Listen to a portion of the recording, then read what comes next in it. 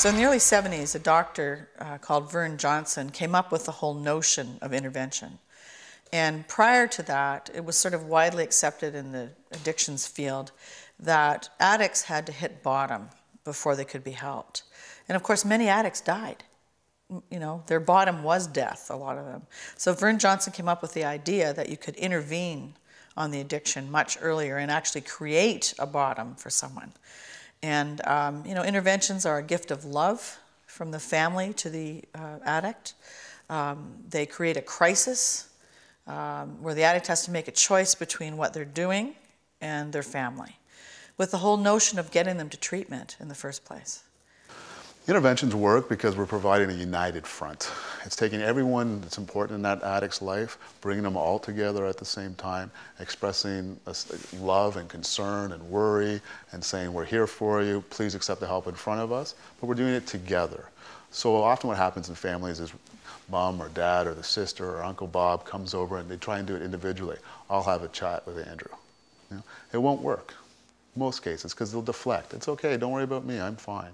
They keep deflecting. But when we get together, it's very difficult for the addict to turn around and say, that's not true, that's not helping.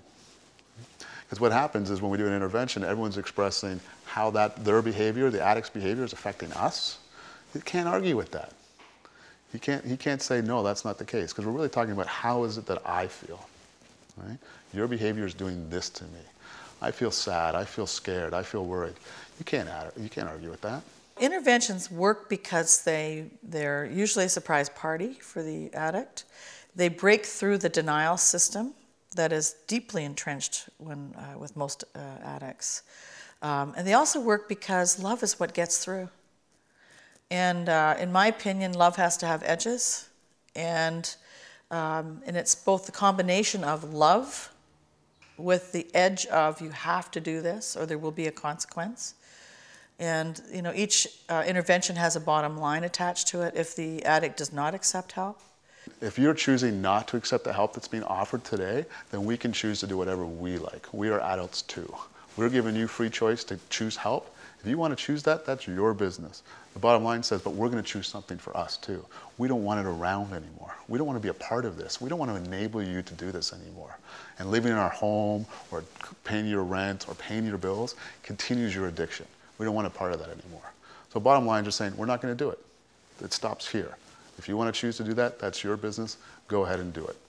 But we're not going to do it anymore.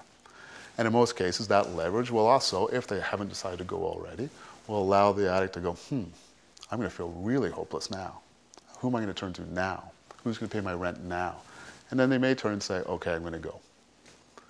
Bottom lines can also take a while to work, right? It may take a day, it may take a week. You know, suddenly they have nowhere to leave. Oh, I'm strong, I'm going to go on the street. I got all my buddies will take care of me. Yeah, a week on a couch, see how that works. Week in the back alley, see how that works.